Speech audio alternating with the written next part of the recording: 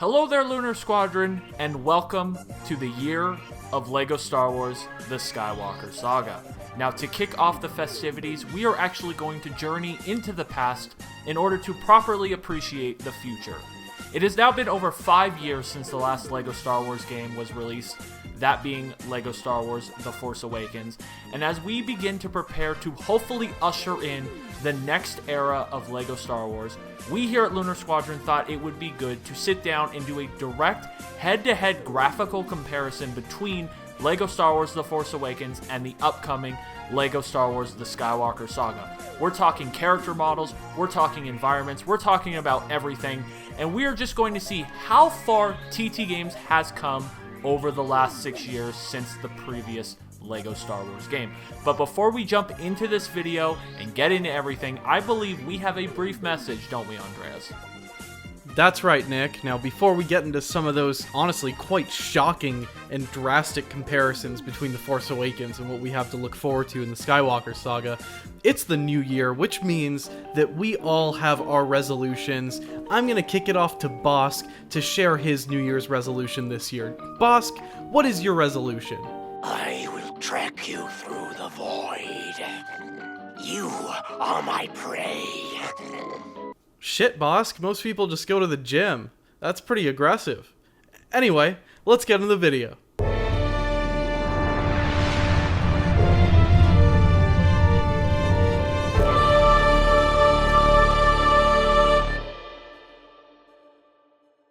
Now, one of the big things that LEGO Star Wars: The Skywalker Saga is doing is it is going to have some of the most high-fidelity characters that we have seen in any LEGO game to date. Honestly, it obviously is going to have the best-looking characters in any LEGO game. Now, I think the first character comparison that we can really dig into is the most latest image from the Skywalker Saga. That is the one that definitely has to do with the most recent show coming out of Disney Plus, The Book of Boba Fett. We got this here picture of Boba Fett. Now, when we compare it to the Boba Fett character model from LEGO Star Wars: The Force Awakens, you can honestly just tell right off the bat the amount of detail on the LEGO pieces themselves. We've heard from interviews with devs of this game that these LEGO pieces, the characters themselves, are designed to look more weathered, like they actually exist in the environments that you see them in. And in LEGO Star Wars: The Skywalker Saga, you can definitely see Boba Fett's character model has a bit more wear on his antenna, on the helmet. You can see that his legs have sand on them from walking on the sandy desert of Tatooine. And it's not just the Boba Fett character model as well. You can also see it on the Bantha. The Bantha is super sandy in the back. But when compared to that Force Awakens model, it just looks pristine, plastic, just not weathered. You don't get any of those features, do you, Nick? No, I'm actually really happy that you brought up the fact that it looks like it belongs in the environment, because I think there are a couple really defining characteristics when you look at these comparisons between The Force Awakens and the Skywalker Saga. Like you mentioned, just look at the dirt. Look at the feet of the Boba Fett in The Force Awakens. There is no interaction between the sand and his feet. His feet are perfectly clean. He doesn't really look like he exists within the environment or that he belongs there. And then when you look at the shot from the Skywalker Saga, he's kicking up dirt. There's dirt on his feet. He feels grounded within his environment. He feels like he belongs there. If you compare the antennas and the helmets, the Skywalker Saga, he is covered in dirt. His antenna is covered in dirt. You just don't really see that in The Force Awakens. And I think that is what we see a lot of in these character comparisons.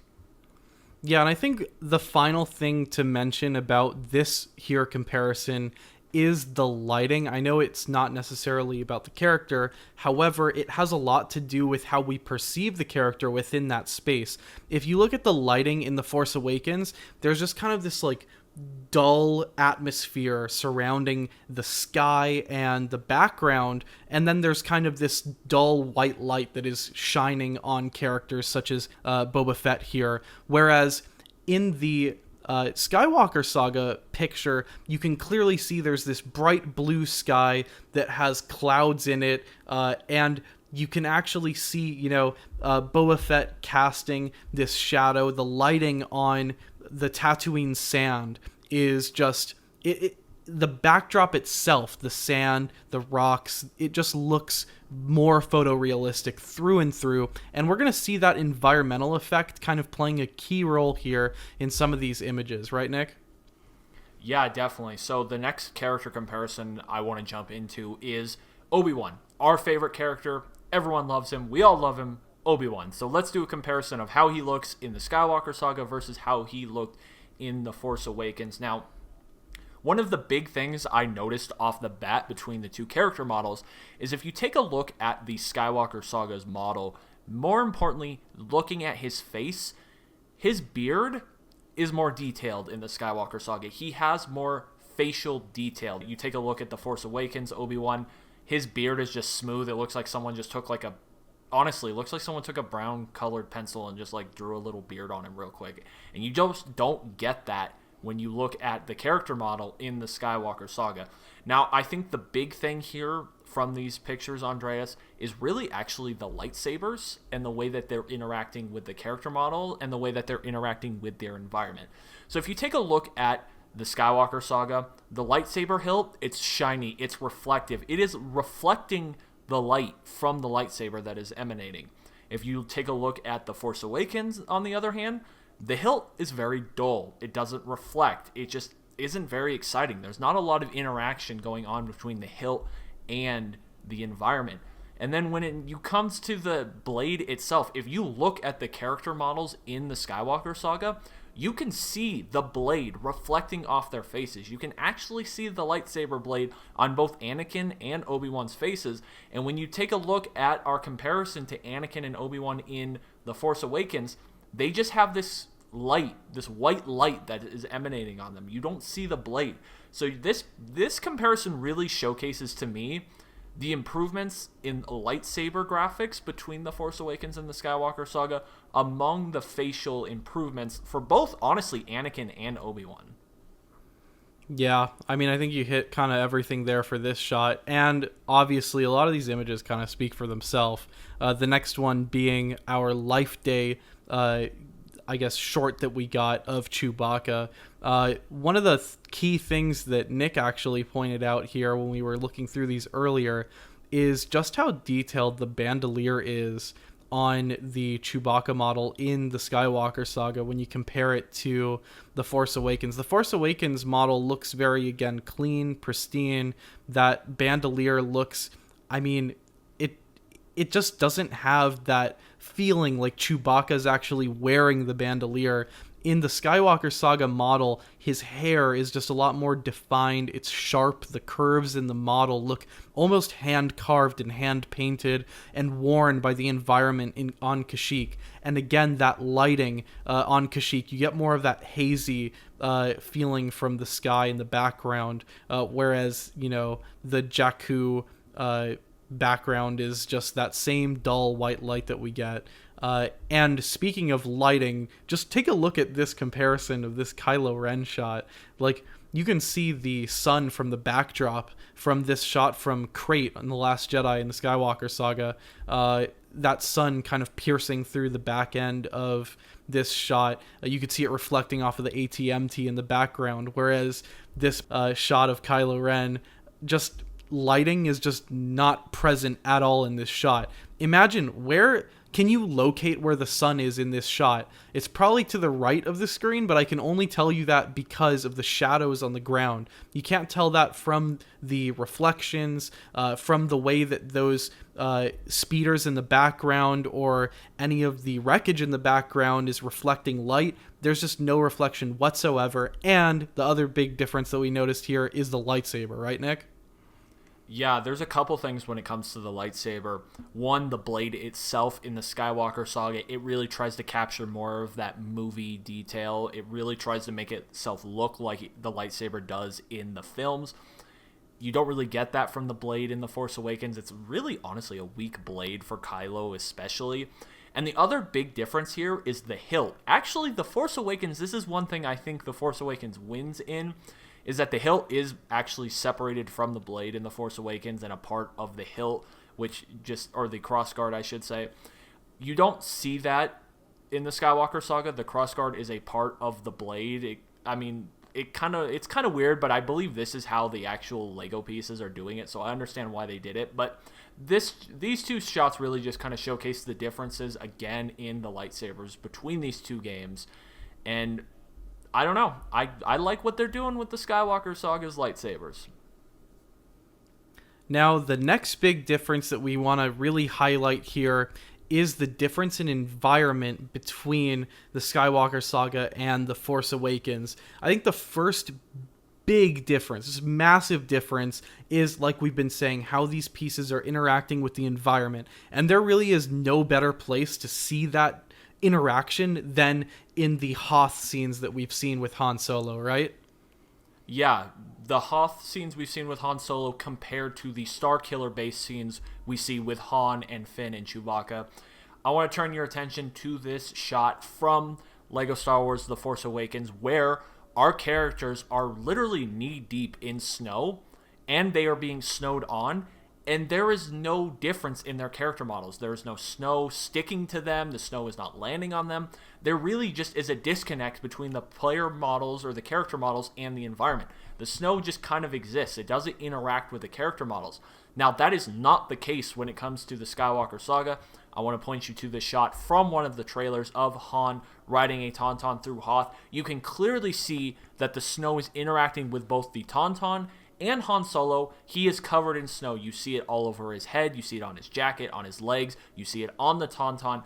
This, again, is a big graphical improvement that really helps ground these character models within their environment, really helps wrap it all together and makes it feel like one cohesive shot. And honestly, this might just be a small detail. Oh, the snow is just landing on him and interacting with him.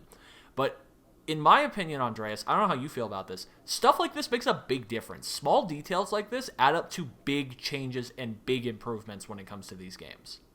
Yeah, it really does. I mean, the way that the screen is frozen just makes you feel like you're in, like you can almost feel the cold coming off of the planet Hoth when you're, trudging through the snow in this new game. I think one of the best shots that we found comparing these two games actually comes from Starkiller Base as well. It's the thermal oscillator flight shot where you are using Poe Dameron above the thermal oscillator. I want you guys all to just look at this shot from first The Force Awakens. Look at kind of how dull this looks. It might not look too bad, but then look at this.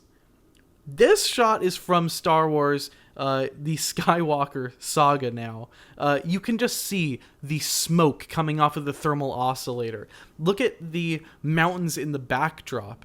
You really do see how the lasers almost pop off of the screen. They're just so much more bright. How the engines, the thrusters from that X-Wing are just that deep purple, also popping. And then, of course, you've got the lens flare coming off of, that bright ray of light up in the top center of the screen. You can see that reflecting on the bottom, and then how the light interacts with the thermal oscillator itself. You can see kind of how the light glistens from the center of the oscillator, whereas in the Force Awakens shot it is just monotone. The lasers are dull.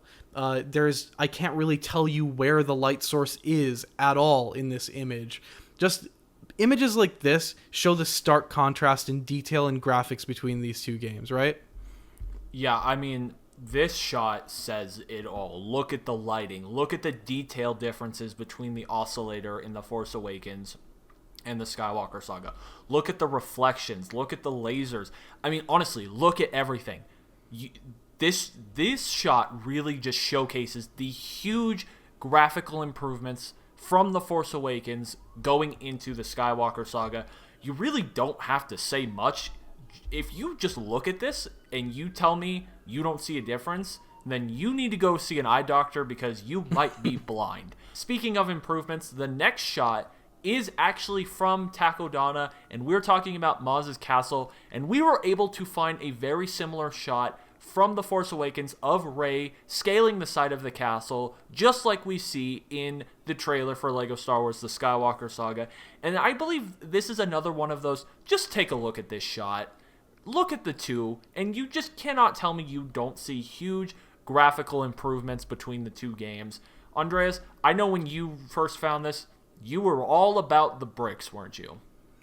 Yeah, I mean, just look at the wall of Maz's castle. You can see the moss in between the bricks that were laid for this castle.